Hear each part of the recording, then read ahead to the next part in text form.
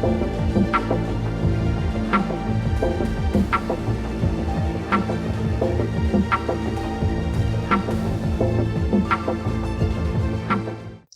Nation one election को लेकर पक्ष और विपक्ष दोनों में ही विवाद चल रहा है। 17 दिसंबर को एक देश एक चुनाव का प्रस्ताव लोकसभा में रखने की संभावना है। दरअसल प्रस्ताव 16 दिसंबर को ही पेश होने वाला था, लेकिन फिर संशोधित कार्यसूची से इसे हटा दिया गया था, जिस वजह से 17 दिसंबर को पेश किया जा सकता है। हालांकि मोदी की कैबिनेट के द्वारा वन नेशन वन इलेक्शन की मंजूरी दे दी गई है। तो चलिए जानते हैं वन नेशन वन इलेक्शन के फायदे और नुकसान क्या है।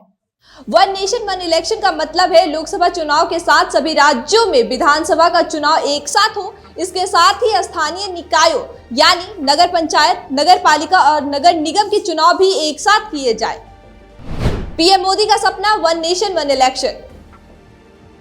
वहीं इसे लेकर प्रधानमंत्री नरेंद्र मोदी ने भी 15 अगस्त के दिन अपने भाषण में भी कहा था कि एक देश एक चुनाव से हमारे देश में विकास होगा। बार बार चुनाव होने से विकास में बाधा आती है। उन्होंने आगे भी कहा था कि वन नेशन वन इलेक्शन के लिए देश के सभी राजनीतिक दलों को आगे आना चाहिए।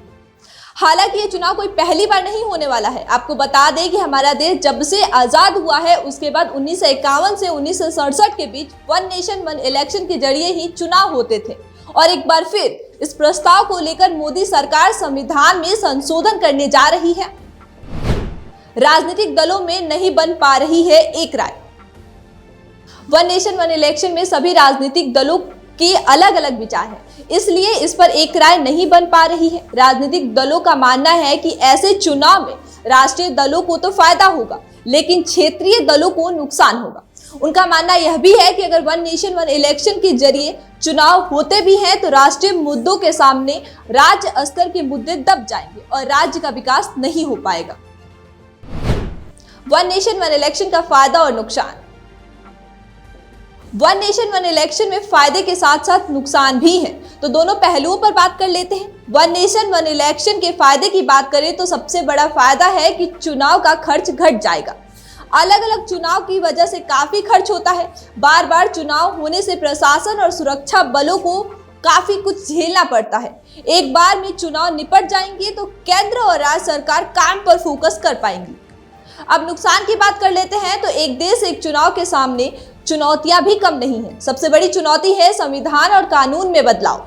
ऐसे में सरकार के सामने सबसे बड़ी चुनौती होगी कि अगर लोकसभा या किसी भी राज्य की विधानसभा भंग होती है तो एक देश एक चुनाव का क्रम कैसे बनाए रखेंगे। एक साथ चुनाव होगा तो ईवीएम की भी कमी हो सकती है।